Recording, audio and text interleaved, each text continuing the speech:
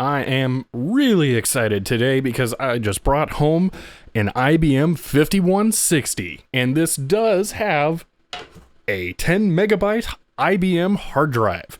I'm pretty excited to fire this thing up and see what's on there, see if it'll even work at all or what it might take to resuscitate it. But for now, I want to actually go through this a little bit because it took a lot of work to get an IBM 5150 working for me the first time, and I'm pretty sure it's not going to be any easier to get this thing going. This is definitely a proper 5160, not just a 5150 with a hard drive crammed in it, and there's no more obvious indication of that than how many ISA slots there are.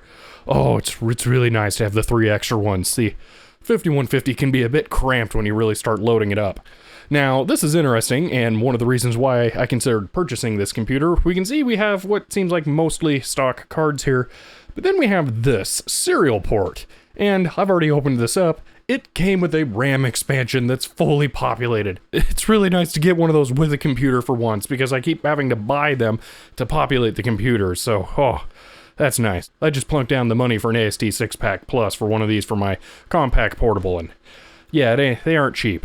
Now, the seller said this thing was ready to go out of the box, but I haven't tried firing it up yet and don't really want to. My previous experience with IBM 5150s makes me concerned this could have shorted tantalums or something like that inside, and I have already looked in here and have identified one problem, so we're definitely going to take this slow and not fire this up until we're sure this thing's going to work. This does have the incorrect screws on the back, so someone has been in here doing something when, well, we knew that from the beginning because of the expansion card in there. So yeah, that's obvious, but all of these screws are wrong, and this one is a Phillips. So yeah, someone's been changing some stuff around. If you're not very familiar with the differences between the 5150 and the 5160, let's take a look at the big ones inside. The main differences between an IBM PC, which is a 5150, and the XT, which is a 5160, are the extra ISA slots, more powerful power supply, and the 5160 usually came with a hard drive. Now again, I haven't fired this up yet, but I do believe this is going to be a 10 megabyte hard drive, and this thing is just massive. I mean, that's a full height hard drive. That's not half height. That's not 3.5 inch. This thing is huge. I want to get this out here so we can take a look at it.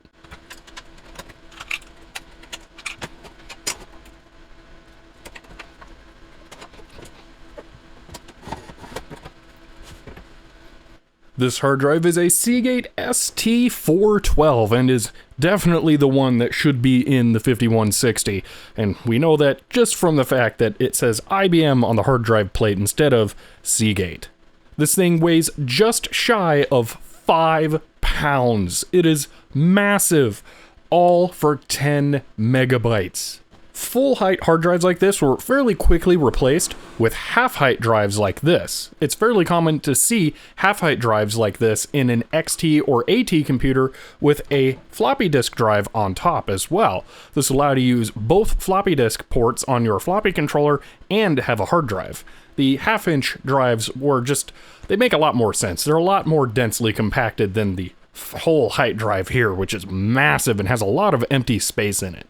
Now, another thing to know about really old drives like this is that they're not IDE. This is actually an MFM drive, which means you need an MFM controller. This is not the controller that came with this computer. This is another one entirely, and it would only work in an AT class computer. But MFM drives need 2 cables to be connected just for data. There's still the third standard Molex connector for power. Alright, let's get back to the computer itself and see what cards are included in the 5160 I have here. This is the floppy controller card that comes in the 5160 and the 5150. Now, if you're curious here, this connector might seem a little weird, but this is actually an external floppy connector. This controller can handle 4 drives in total, 2 on this connector and 2 on this one. There's an expansion chassis available for the IBM PCs that allows you to have 2 more floppy drives in an external box. Now, there's nothing stopping you from putting hard drives in there either, but this is the hard drive controller behind it, and there's no external connection, so it'd be a little bit more difficult, but not impossible. This is just really interesting thing, it's unfortunate that modern floppy controllers that support high density drives, unlike this one, don't have that, because it would make it so much easier to have more than just 2 drives in a computer. Moving on, here is the MFM controller for these drives. Now, I'm not actually sure about this. This is the first time I've seen this one. It looks like it is an IBM card, and it's obviously full length, so that's pretty cool. But yeah, I'm guessing this here would be the IBM BIOS that would allow the computer to boot from this card, because the original IBM 5150 specifications wouldn't allow you to boot from a device like a hard drive. You needed a newer version of the BIOS to be able to do that. That's why the hard drive controllers like the XT-IDE have a BIOS on board. Next, we have the RAM expansion I was so happy to see. But something I'm not happy to see is this Varta battery. This is my first time encountering a Varta battery, and it has not disappointed. I'm going to have to remove that today, as it is leaking out of the negative side. Wonderful. And the final card in the computer is a monochrome black and white and parallel card by IBM. Pretty standard. This would be the minimum spec for the 5160 for sure, but it's not bad. At least it has something. I would have liked to have got a CGA card or maybe an EGA card, but that would be a bit out there. So this is plenty good for now. I actually have an extra one of these already, so but at least it'll hopefully do something. Now that's something I'm really excited to see in here. A ceramic package 8087. Oh, that thing is pretty. It's funny that it's a real Intel 8087 paired with an AMD 8088. This is the math coprocessor for the IBM PC and XT. I don't have one of these in any of my other computers, so that's going to be really fun to check out. It really doesn't make any kind of performance difference, but it would be still useful if you're doing real work on this computer. It's only going to be used for specific applications like floating point calculations, so in games you're not going to really see that big of a difference, but it's cool to see it nonetheless. This board came fully loaded with the maximum of 250K of RAM on board. Oh, it's nice not have to track these down. And I'm pretty sure it was actually ordered like this originally. It has these yellow dots, which I'm guessing someone was trying to check for a bad RAM chip. And all of the brand of the chips are the same, and the date codes are all fairly similar. I at least have the same max, which looked like it was about week 13. So, yeah. But they're all 1983 chips, and yeah, this is looking like it was ordered that way, which is kind of cool. It's, oh man, it's a whole lot of years later, so it really doesn't matter what was changed on this, but it's still cool to see stuff like that. This board is absolutely filthy, but I'm not going to be concerned about taking it apart and cleaning it like that today. I'm mostly concerned about finding any possible faults before I power it up for the first time. Now for the all-important shorted tantalum capacitor test. It's looking like I'm pretty good. So I have my multimeter in the back here, and I'm doing a ohms test. So if I short against a power supply, you'll see it's really, really low. And if I check all of the power rails that are not ground on the power connector, we can see, did that move or something? I was getting readings before. There we go.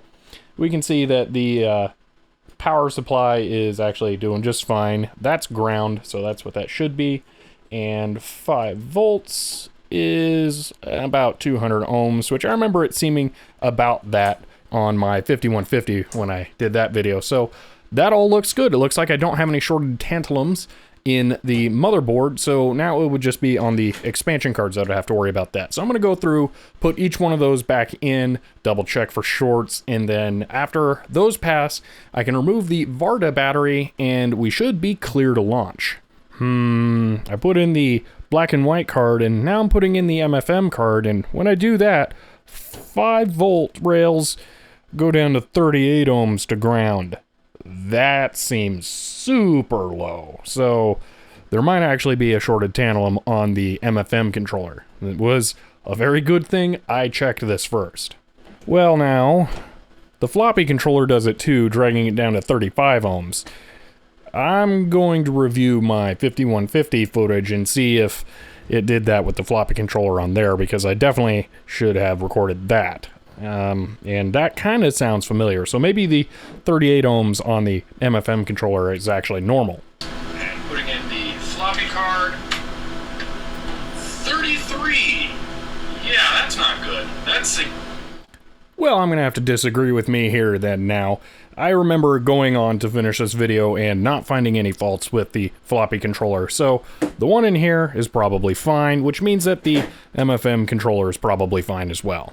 Okay, all that's left to look at here is the RAM expansion card. Now, I haven't looked this up yet, but there is an FCC ID on here, and somewhere down here I'll edit what brand this is if I can find it, because it's not marked anywhere on the card. So I don't actually know what this is, but it doesn't really matter. It's not an AST 6-pack, and it's not a Tecmar Captain. I have those. Those don't look like this, and they don't use Vartas either, that's for sure. Now, I already stuck this in the computer and tested the resistance of the power rails. None of the many tantalum capacitors on there appear to be shorted, so that's good, because that would be a lot of work. So it looks like I'm in the clear on this card, except for the Varta battery, which I do believe it is time to remove. So this is the dreaded Varta battery in all of its corrosive glory. As I mentioned, I have yet to experience one of these. Thankfully, none of the many vintage computer things I've brought home have had one in it. But it's time for that to change. So these are infamous for failing like this and leaking corrosive acid onto the board. So we're going to have to take a look at what damage has been caused, and I think I'm going to get off easy here. It really doesn't look too bad. Get a closer look in there in a little bit, but yeah, it's leaking out of just the one side. I don't know a lot about these. I don't know if they leak out of both sides or if it's usually just the negative side like it has on this one, but thankfully it doesn't look like it's spread too far. So this is actually for the RTC that's on this card. Calling this a RAM expansion isn't quite fair. These usually do RAM and serial and parallel and real-time clock, sometimes game port, so these cards usually do a lot, and this is on here for the real-time clock. I don't care if my IBM 5160 knows what actual time it is. It does not matter at all to me. For all I know, it's not even Y2K compatible, and handle times that are relevant now. So frankly, if I can get this to work without any battery in here, I'll be just fine. Now, all I did here was spray this with some compressed air, and I got a bit of a look at what was going on underneath all that corrosion. It looks like possibly just one trace may have been affected, which is going to be getting off pretty easy here. So that seems kind of nice. Once we get the battery out, we'll see if that one is still making its way off to... where's that going? Is it going to this? It looks like it snakes around to that contact. So we'll see if that pad up there is still in contact with this one down here once that battery's off. I don't think it's too bad, so I suspect it's going to work. So all that we have to do now is just get the battery off, and there may not even be any PCB repair needed here.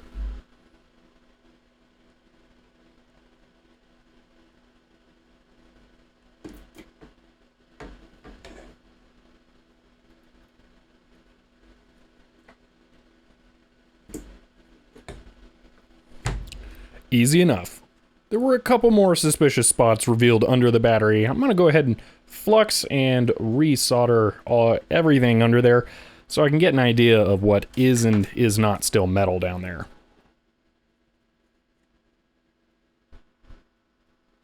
Alright, it looks like there may have only been a single casualty here. So this trace is successfully going down to there, and it makes contact over there as well. This trace here, miraculously, is good. So that one's fine. But this one here connects over to... oh, that one wasn't working just a moment ago.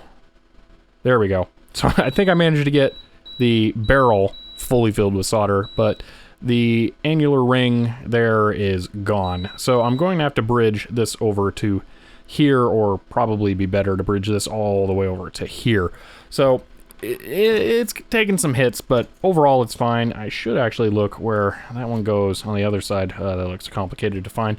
Maybe I'll do that, but I don't think there's any problems there. So, yep, I'll just put the one bodge wire over on there, and then it should be good to go.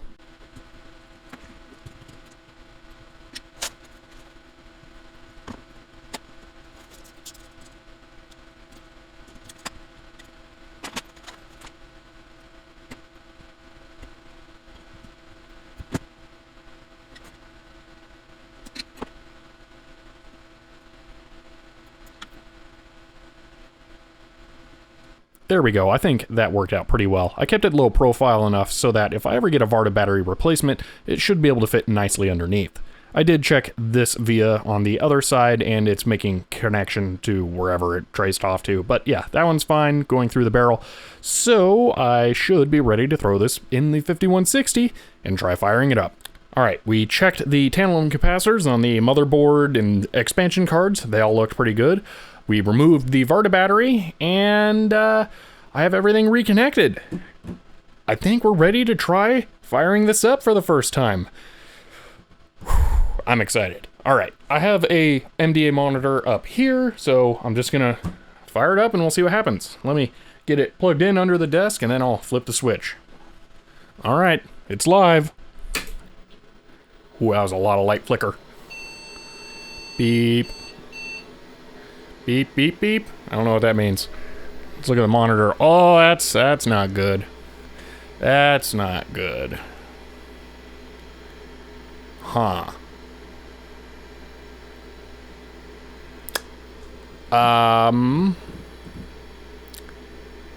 It's not tantalum capacitors that are bad. Hope it's the MDA card, because I can swap that out in seconds. Off. On.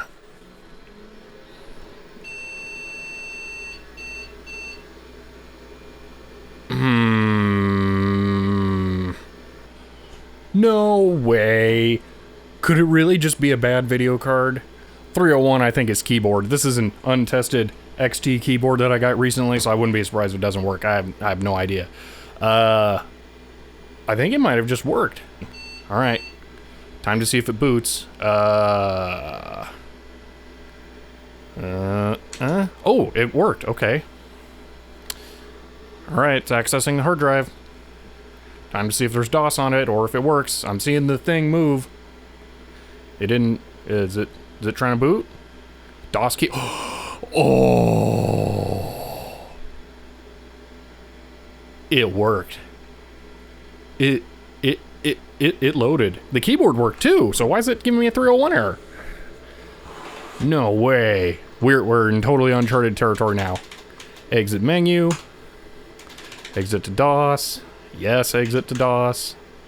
Ver 5. Dude, it works. The hard drive works too. Oh, that's awesome. I need to back up the contents of the hard drive like right now. All right, so I checked the compact flash XT-IDE in there, the one that doesn't have a built-in controller or anything. That way I could just see if it would boot off of that. The BIOS recognizes it. It's seeing the card. This is one that I've tested in my 5150 that works, and it's not working in this. I've read that there's some XT-IDE BIOS incompatibilities with the 5160, and this is an edge case XT-IDE for sure. So this just might not be able to work. I will later put the full-on XT-IDE in here, but that's in my compact portable right now, and I really don't want to tear that thing apart again at the moment. So later on, I'll go ahead and throw the XT-IDE in here. I think that's going to be the best way to image the data off of the hard drive. But yeah, I definitely want to get that copied off while the drive's alive and working. Okay, that's it. It's working. We've got the hard drive booting, and it's just, oh man, this is seriously awesome. I'm so excited that hard drive's working. I was not expecting it to work, or that I was gonna have to tear it down and re-lubricate the stepper motor or something. I don't know. For the meantime, I've stuck the the plus key from the numpad of my other Model F because it was holding down the key and causing the computer just not be happy. That's what that keyboard error is at the boot. So if I restart now, it won't throw that error, and now it's just gonna boot straight from the drive, telling me DOS key is installed up here when it's ready. There we go.